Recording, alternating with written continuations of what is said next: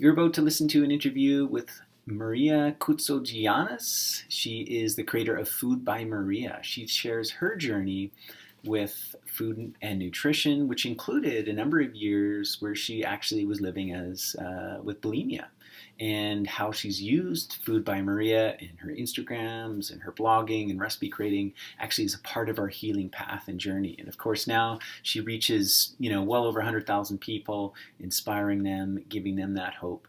And it was a real fun conversation. She's super energetic and lively. She's got lots of inspiration for you, references to other kind of food bloggers, writers, recipe creators, both video as well as Instagram. So have a listen and enjoy.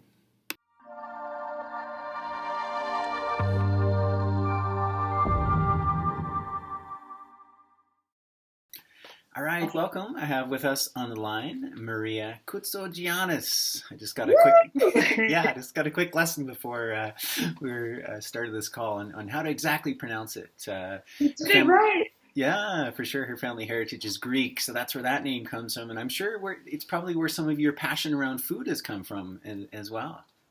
Certainly, yeah. I mean, we're obsessed with food as Greeks. Healthy food, not so healthy food, any type of food. But it certainly stemmed from my mother's love of cooking and watching both my grandmothers cook a lot. So I don't know, can't deny that there's no inspiration coming from my Greek roots. Yeah, right on. Cool.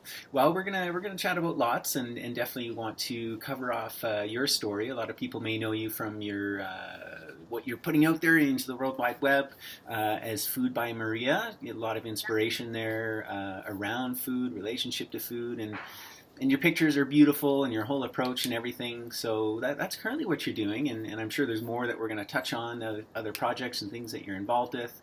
But where did all this begin? Why don't you share your journey, your story, and how things have evolved for you, Maria, into Food by Maria and everything that you're doing now? Oh man, this could be long, so I'm trying really hard to think about where it really started. So it started in a flat in England with my boyfriend. We were sitting there, and I had just finished posting a food post to my personal Instagram. And I'd been saying to his sister for ages, like, I'm just going to start an Instagram. I need to start posting what I eat on another account. So Andrew and I brainstormed, and we thought of like the most ridiculous names. I could not come up with anything. And then Andrew was like, you know what? Screw it. Like, it's your food. Call it Food by Maria. And I was like, I'm not sold on it, Andrew. Like, I really don't like it. And he was like, you'll like it. There's a ring to it. I was like, okay. So I started this Food by Maria account. And since then, it sort of evolved. The first year, I was not serious about it. I don't think I knew my potential. I don't think the passion was completely there, but there's a reason for that. So to take you back about 6 years to where I believe everything happened for a reason, and that I think Food by Maria was really born longer before it actually made its grand debut. So I suffered with bulimia for 6 years. It started when I was 18. I just turned 18. It was September that I had moved to Calgary to go to university, and I think it was around that November that I started puking. I was in my dorm room. I was sick for 6 years, as I mentioned, and I was puking after every meal for a very, very long time. And basically what happened was I started destroying my relationship with food. I started hating the person I was. Started seeing someone in the mirror that wasn't even necessarily there. It was just weird perception, and I started creating this horrible image of myself. So to fast forward you a bit, I met Andrew when I met traveling. I traveled for 5 to 6 months. I did Asia, where we met, and I did Europe.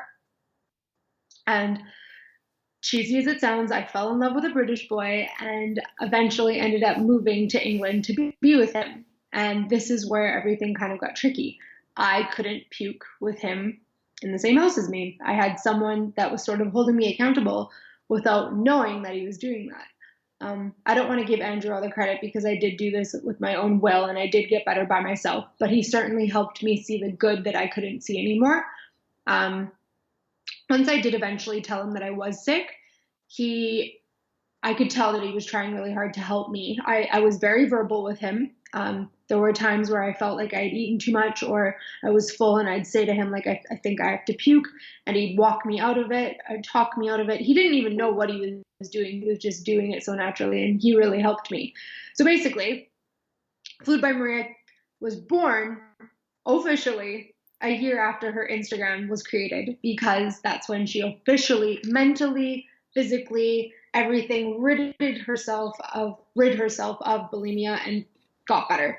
So just to kind of put this into perspective for you guys, in December 2014, Food by Maria had 1,000 followers. And then at the end of December, there was around 6,000 followers. And then March 2015, there were 20,000 followers. And then June 2015, there was 50,000 followers. Oh no, I said that wrong. I'm so sorry. It all started in 2014 and then, or in 2015, and then in 2016, June, there was 50,000 followers. To fast forward us to here, I have 122,000 followers. And yeah, she was born based on the fact that I wanted to show people what I was eating. I used her as a source of recovery. I used her as a place to post my nourishing recipes. I didn't want to obsess over what I was eating. So instead, I used it as a positive thing to share with all of you what I was doing and how I was healing myself without really even telling you guys that I was sick. Wow, that's cool.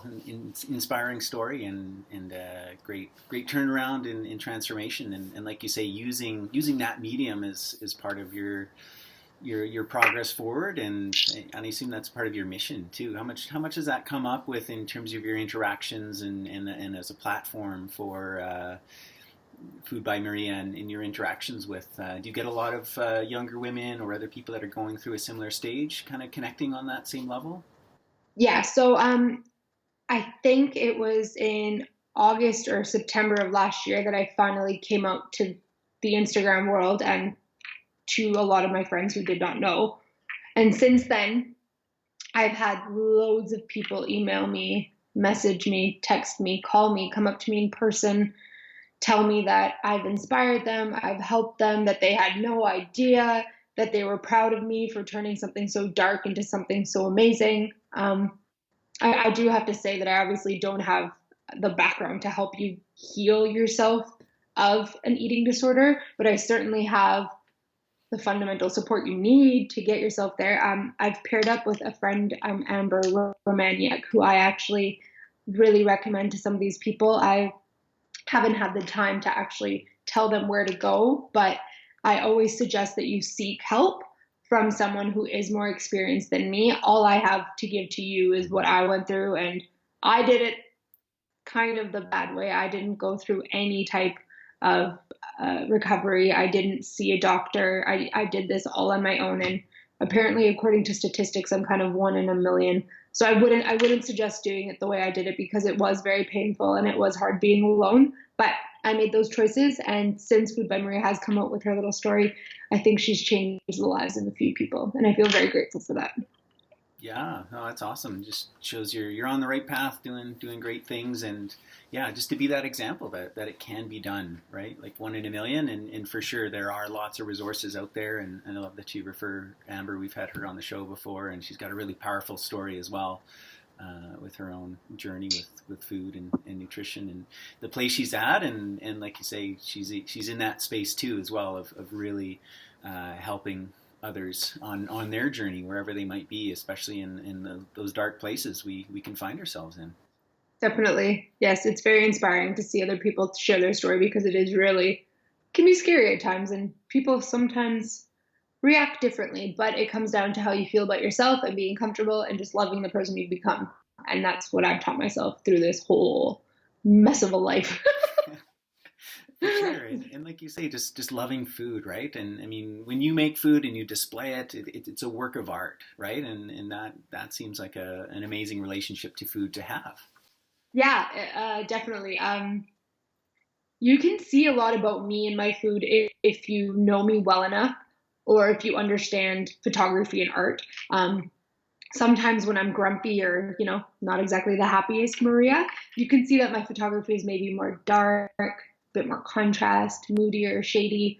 And it's insane to see that your mood dictates the way that your food can look. Obviously, it's always vibrant, but if you really look at the full picture, there's a story there. And I really think that's interesting about food. Well, Right. my food, anyways. And I see that in my friends as well. Yeah, for sure. Yeah, I know there's and not only like I think it goes deeper too, right? In terms of like how we then receive that food. Obviously, it's reflected in how we create it, but then also in how we receive it. And I know in India they've got this perception, I'm sure it exists in many cultures as well, that if whoever's preparing the food is in a bad mood, right? That absolutely carries through and will have a positive or negative effect on you as the eater as well. For sure. No, I believe that for sure. The energies are really strong, and you have to genuinely. Well, even something as simple like, when you're creating a recipe and you're like, nah, I don't know if this is gonna taste good. That comes out in the eater, because I've had my boyfriend be like, oh, like I don't know, and I'm like, oh, it's because I did it, like because it tasted fine. It's just it's so, your brain is so quickly triggered, and it's insane to think about, because food. I don't know. I think sometimes we don't exactly understand how much food revolves around our lives. Do you not agree? Yeah, yeah, absolutely. Food is huge. Yeah. No, I used to work at a retreat center, and I was one of the head chefs and instructors, and so we'd have apprentices come in for 3 months at a time, and so we'd have these 3 months periods where we'd be working as a real like intense, intimate group, feeding anywhere from usually at least 20, sometimes up to 100 people per day. And of course, like any day, right? Like sometimes you're on and the energy's good and the vibes are awesome and you're making awesome food. And then other times it's just like, someone's, kind of feeling down, or there's a little bit of tension going on.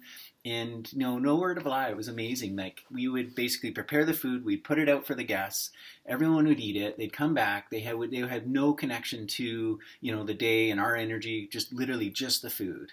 And those days where the energy was high, like people would be returning their plates going, yeah, that was awesome. Like just loved it. You guys like did a great job today. And Yeah. then the days where like the energy was maybe a little bit off, for us in the kitchen, people would kind of return their plates. Oh yeah, thanks very much. Like not as much response. It was very, Yeah. very interesting to watch. It is. It is interesting. And I mean, of course, it depends on like the way that they receive the service and just the color and the beauty and the way everything is portrayed, right? Yeah. But yeah, I agree 100%. Food and who consumes it by the person making it is like the energy is completely brought out. Yeah. So do you have a kind of a culinary background, or are you just totally self-taught, or what's your journey been that way? I'm completely self-taught. My mom watching. I'm glued to the Food Network. We don't have TV right now because it got too distracting. And by that I mean I have no time for distractions. I had to eliminate all television from my life. But I still watch YouTube on my laptop, and you can basically find me studying food at least once to twice a week. I just like watching YouTubers, seeing what's trendy. And by trendy, I don't mean trendy. I mean, what is the next best thing that I should be cooking? And how is this going to be local? How am I going to source it from great areas in Calgary? How am I going to perceive this to my audience? How am I going to create this recipe while thinking about my audience really simple and quick and fuss free? So it's cool because you draw inspiration from different areas, so YouTube, but then you really have to execute it differently to sort of speak to the Food by Maria language. Right, that's cool. You mentioned just a few keywords and indicators, things that you're looking for in food, like fuss-free, local. What are some of the other kind of parameters of how or what you're looking for in food and how you put it together? I'm always drawn towards red and green foods for some reason. Still need to figure that out. Like I'm obsessed with tomatoes, basil, mint, like fresh herbs. So obviously when I go to the market, I find those quickly and I sort of grab them off the shelf. I try and think about in season because I do suffer from, I've had ovarian cysts and IBS, and I don't have severe symptoms of anything, but I have to be careful of what I'm eating. Right. So cauliflower, for instance, is seasonal in like the root vegetable, so like fall and Christmas, fall and winter, but I can't always eat it. So where I'm going with this is I try and think about how my body's going to react, how the recipe can be made easy for my followers, and how is it going to sort of affect the environment. So if I don't choose cauliflower, okay, what else should I choose? Let's go for a butternut squash. It's still in season and it's not going to affect me and I can still make mashed potatoes with it. So there's a lot that I do think about. It's really hard being a foodie too, though, because we want to photograph images that are really pretty. So sometimes that means edible flowers. Sometimes that means strawberries when they're not in season, because we can get them whenever we want. And that's tough, right? Because you don't want to be someone who's photographing food just because it's pretty. You want to eat it and enjoy it. And there's actually been an article released about this, that a lot of foodies are actually just taking photos of food and then throwing it out because it's not actually edible. It's just so pretty, but it's not real food. Right. Does that make sense? Yeah. So I try and skew away from that and make sure that all of my food is very nourishing, in season, still gorgeous. I do use berries when I can. And I just go to the market, and something as simple as like parsley can inspire me to make a tomato dish. Right. But are we surprised it's red and green? For sure. Well, they're good colors. Yeah. And considering your background, I can see why you're also drawn to them as well. Yeah. But that's interesting. I often wonder that. You see these masterpieces, right? And then you question, is that edible at all?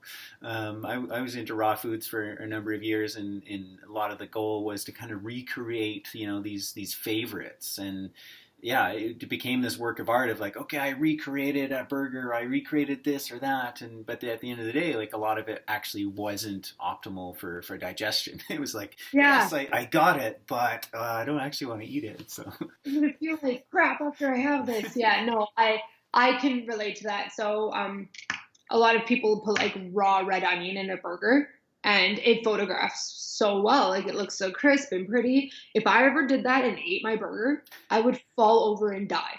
The amount of, it just does not sit well in my belly. I cannot do raw onions. So I have to caramelize the onions, and brown looking onion doesn't always look the sexiest in a photo. But yeah, I'm happy you brought that up. It's hard because you have to really create food that people want to eat and make sense for my body too, because I don't want to be wasteful. Yeah. So it's as simple as when you're creating the recipe or curating it on your site, just stating, I use caramelized onions in this recipe, but feel free to use raw red onions. Right. Yeah, for sure. Yeah. So the average person that's following you and is maybe recreating some of these recipes, what's kind of the time spent on that preparation that you're going for? I assume it's finding that middle path, that balance between, again, something kind of beautiful gourmet, but also that, quick, easy, no fuss, like you say. Yeah. So, I think my longest recipe, it depends on whether or not it needs to be baked, but it can take up to an hour and a half.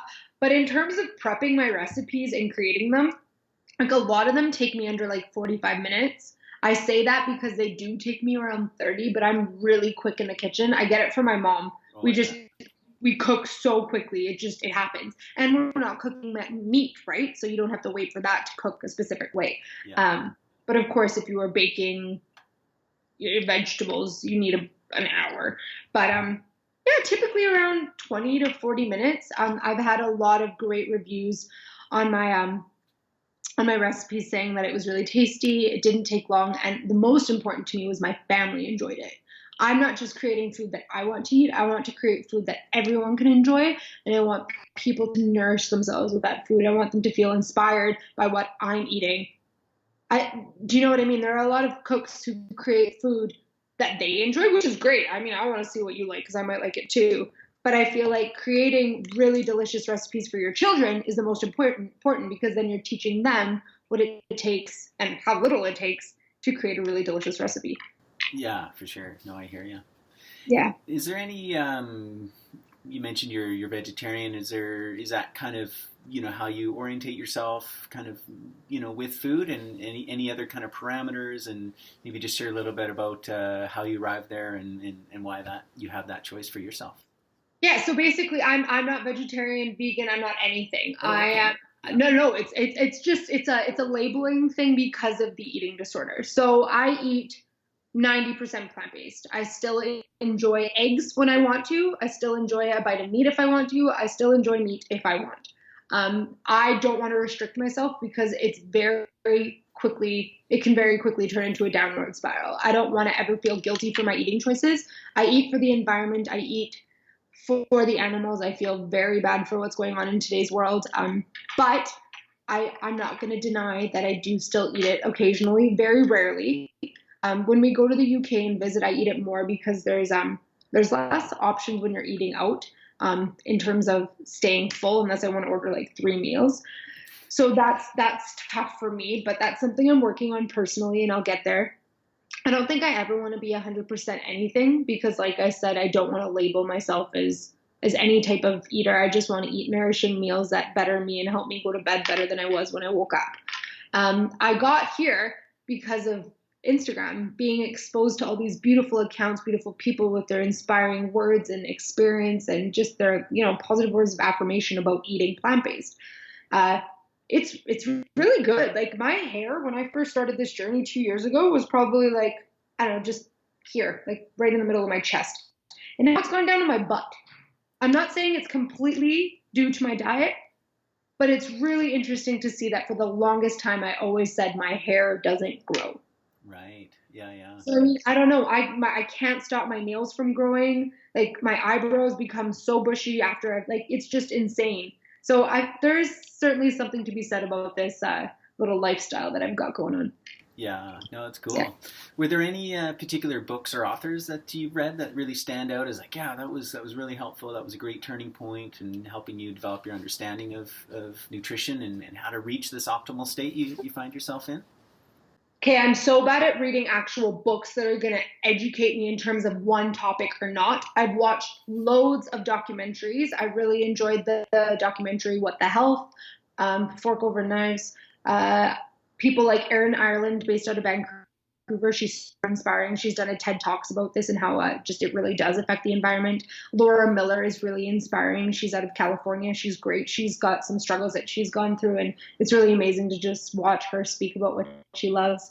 If you're looking for someone to inspire you to eat plant-based, I highly suggest Dana Schultz from Minimalist Baker. She's awesome. There's The First Mess, Laura, based out of Toronto. There are so many people that I look up to. But in terms of articles, I'm so bad at actually telling you a name of someone that I've really looked up to in terms of plant-based eating. No, it's all good. I'll have to get back to you on that. I'm really bad at remembering authors and things that kind of strike my senses. Oh yeah, no, it's all good. You mentioned some great resources there in terms of the TED Talk and things people can check out on YouTube. So, and how about you mentioned a lot of kind of other Instagrammers, bloggers, YouTubers that have been kind of more of an inspiration on that culinary side. Who would you say people should check out on that front? Yeah, so culinary. Oh my gosh, there's loads. I might have to send you a link that you can include like people to follow because there are so many of my friends are so talented. If you want to look at someone who completely changed their life around, you could look at Ella Woodward. I always say her last name wrong. I think it's because it's British. She is from, why am I blanking on her actual, I have her cookbook. One second. Oh, Deliciously Ella. Deliciously Ella. All right. She's fabulous. So I can't remember time frame, but around 5 years ago, she was very ill. She was bedridden in a hospital. She has an autoimmune disease that basically was destroying her body. And she was like, you know what? Screw this. I need to change my life around. So she started eating more healthily, did a lot of research, and helped cure her autoimmune disease. She still suffers from little, what do they call it? Flare-ups. But what she's basically done is she's created an amazing empire. She's got loads of books that she's curated and published. They have their own product, Deliciously Ella Little Balls. She has pop-up shops. She has the May Deli in London. She is one of the, I don't know if, she creates products with Meal Zero remedies. So she's huge. She really changed her life around. So if you're interested in reading about a really inspiring woman, I highly suggest looking her up. Cool. All right. Yeah. Great. And what's next for you? What's on the kind of agenda for Food by Maria? Oh man, I'm trying to think of what I can actually tell you. Oh dear. Okay, well we're launching a new website. We've completely rebranded, and that's coming at the beginning of June. So that's really exciting. Excellent. I'm actually in the works with a company called Camp Ryan Goods. I'm sure you know of them. They're local, ran by Leslie and Connor. We're creating our own little product that's going to be hitting the shelves soon. So watch out for that. In terms of the three other things going on, I guess the most I can say to you is you might be seeing a lot more of me soon. I'm so sorry. I can't say much more. No, that's good. It's exciting. Keep us all in suspense and Yeah, I want to tell you, but I can't. anyway, sounds like good, exciting things. Like you say, where we get to see more of you. So that's great. Yes, yes, yes. So Cool. that's really exciting. Yeah.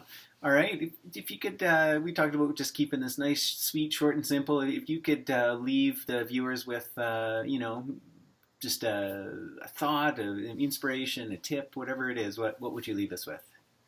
So what I usually leave people with is something that's helped me through this journey a lot, and it's the fact that nothing in life is permanent but change. When I started this journey years ago, on the downward spiral, I thought that everything was permanent and what I was seeing in the mirror was something that was going to stay with me forever, that unhappiness.